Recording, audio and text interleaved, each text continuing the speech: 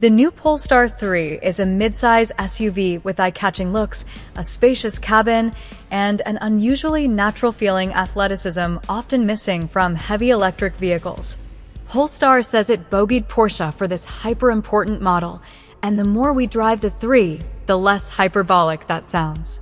After all, Polestar originated as a Volvo tuner, a sort of Swedish BMW M or Mercedes AMG, and later became its in-house performance arm before splitting off as a sporty electrified brand.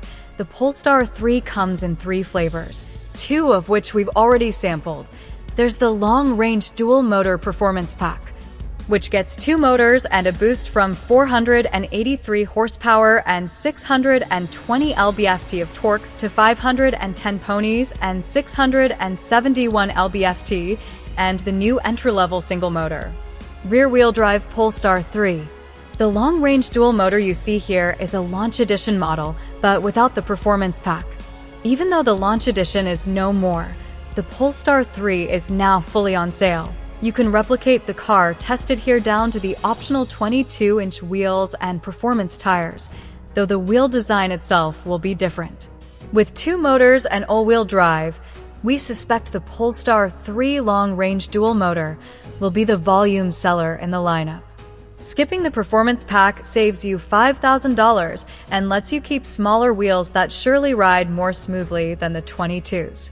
It also nets up to 315 miles of EP estimated driving range, lower than the 350 possible with the single-motor version, but better than the Performance Pack's 279. Charging speeds are average, although the 250 kilowatts peak DC charging rate is decent and better than the Rivian R1S S220 kW max and the Mercedes-Benz EQE's 170 kilowatts. It still trails the 270 kilowatts ratings of the Porsche Macan EV and Audi Q6 E-Tron.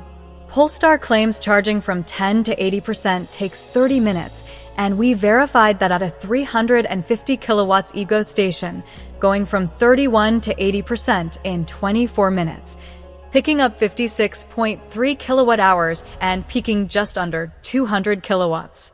The onboard AC charger is pretty quick, too, at 11 kilowatts for claimed 11-hour level 2 charges. You might not be surprised to learn that, without the optional performance package, the Polestar 3 delivers less performance. The long-range dual motors 0 to 60 miles per hour and quarter-mile times lengthen, 4.1 and 12.9 versus 3.8 and 12.4, but more noticeable is the subjective sensation that this Polestar 3 isn't as quick as it is. This is partly a consequence of context. We've become conditioned to expect neck-snapping acceleration from EVs at the Polestar 3's mid-$70,000 price point, which also includes the quicker and more powerful Rivian R1S, Jeep Wagoneer S, and the Tesla Model Y Performance. The Polestar 3 certainly moves off the line with authority, but the edges are rounded. In many ways, it simply feels like a quickish internal combustion vehicle. And thrust noticeably tapers off as speeds rise even if you press the performance button on the central touchscreen, activating the de facto sport mode. That impression is backed up by the Polestar 3's other moves, which do an excellent job of mimicking a good internal combustion vehicle's dynamics rather than the fast hammer heavy sensations typical to larger EVs. Don't get us wrong, the 3 isn't lightweight. It weighs nearly 3 tons, but you'd never guess that from behind the wheel. Turning the steering wheel requires a pleasantly light effort, and the nose obediently swings without hesitation, roll into the accelerator, and the torque vectoring rear end scoots the 3s, but around corners like an eager puppy. The air suspension filters out the worst pavement while still allowing a satisfying level of road feedback and giving the 3 a light on its tires behavior and allowing some lean, dive, and squat for easy seat of the pants analysis of the available grip. This is where Polestar's We Benchmarked Porsche thing makes more sense. The Polestar 3 drives cohesively with every input, be it steering, braking, or acceleration, responding in consistently sporty ways without tipping into jerky or frenetic behavior. Even the one-pedal driving mode brings the Polestar to a stop predictably and without unwanted head toss or other weirdness. As such, the SUV exudes a satisfying sizzle, and at the ready buzz we typically associate with Porsche, Hondas, and the like that subtly beckons drivers to drive a little harder just because, with no impact on overall comfort. And although it might not be particularly fast, the 3 long ran G dual motor still handles capably, delivering a stout 0.97 G on our skid pad and hauling itself around our figure-8 course in an athletic 24.4 seconds at an average of 82 centimos. The incredible brakes also bring the 3 to a halt from 60 miles per hour in a short 104 feet, which is sports car territory, and the pedal feel is firm and satisfying. All of the 3's handling figures outperform, by a lot, Rivian's more powerful dual-motor R1S, as well as the even more powerful tri- and quad-motor versions. We've yet to run a Wagoneer S through our full testing regimen, but based on our driving experiences with the Jeep, it's hardly a sporty machine.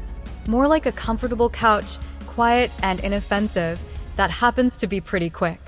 Same goes for the Mercedes-Benz EUE, Audi Q6 E-Tron, and, surprisingly, even the mainstream versions of the Porsche Macan EV, to sit inside the Polestar 3, and you'll notice 2 things. First, the huge portrait-oriented central touchscreen.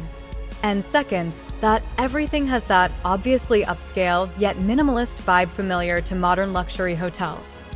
You can tell a lot of effort went into making the design appear effortless, and the myriad eco-friendly and sustainably sourced materials, some of which is labeled as such, all feel rich and well-chosen.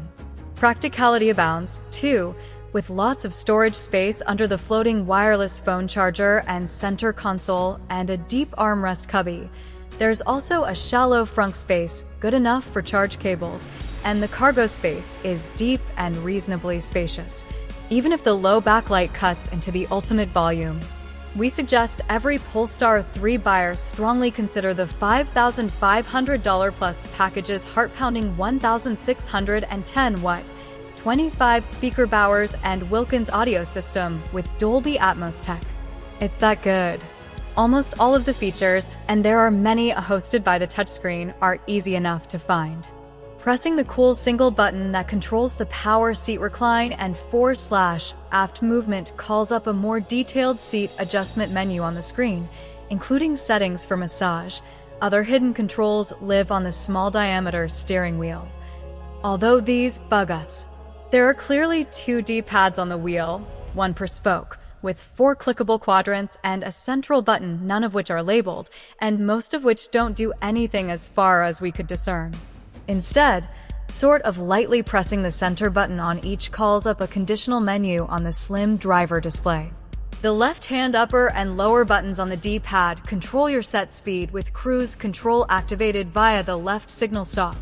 Press the right center button, and you're prompted to change the view on the driver display from a simple gauge readout to a map and back again. The other buttons on the right side? They're among those that don't seem to do anything. Perhaps a future over-the-air update will bring them to life, but for now, it's strange to sit in an expensive SUV with buttons that will perplex owners for months, leaving them scratching their heads at why none of the controls operate. Say, the audio volume or track selection. The good news is that at least those inoperable controls aren't labeled, so they fade into the background. And the controls you can use are excellent, particularly the large, expensive-feeling volume knob on the center console. Press that knob down to pause or play your music, or click it left to right to switch tracks. It's a very satisfying, tactile control in a car otherwise operated via the touchscreen. And that screen is incredibly easy to use, with clear and well-laid-out menus and snappy responses to finger inputs. Oh, and when using Apple CarPlay, you can enjoy a massive, vertically oriented Google Maps layout for easy directions. Should you want a more native experience, the 3 includes Google Built-In, which can also route plan for you, noting charge stops, the expected state of charge at those stops, and how long you'll need to stay plugged in to continue your journey. A few menu shortcuts and buttons live at the bottom of the screen, always ready for use. These include the climate controls, vehicle settings, and a button for opening the glove box. Helpfully, when in a given menu, its shortcut button switches from white to orange to signal that it's in use. Everything about this setup is surprisingly approachable and easy to get used to. The biggest problem facing the Polestar 3 is the Rivian size. Dual-motor R1S models start around the same price as the two-motor 3, and the Rivian is more powerful, larger, and available with a third-row seat. Polestar has the entry-level R1S speed-on range, though that version only delivers 270 miles via its standard battery pack. To get 329 miles and edge out the entry-level $74,800 long-range dual-motor Polestar 3, you'll pay $84,000, about the same as a 3 outfitted to match the launch edition you see here. The R1S with Rivian's 400-mile max pack comes in just shy of $90,000. A perhaps more apt price comparison is with the similarly sized new Porsche Macan EV. In 4Guys, which is a dual-motor, AWD setup similar to the 3's, the Porsche runs a cool $80,795 before options, and that's with 402 horsepower on board. Want a Macan that outmuscles the Polestar 3 dual motor? That'd be the 509 horsepower Macan 4S, which starts at $86,895. And the Polestar has an ace up its sleeve. The automaker is offering huge incentives of up to $15,000 off select pre-configured inventory, so your Polestar 3 could undercut most of the competition by a lot. Trading in a Tesla, a popular occurrence these days? Polestar throws in an extra $5,000. Those incentives apply to leases, but that brings the 3's effective MSRP down to as low as the mid-$50,000s, making monthly payments reasonable. Even if you don't snag one of those hot deals, the Polestar 3 is a highly compelling electric luxury SUV. Sure, the Rivian is tempting for not much more money, but if you don't need a third row, want a roomy 5-seat rig that drives with uncommon spice, and a vehicle that looks uncommon, the Polestar 3 is a great way to go.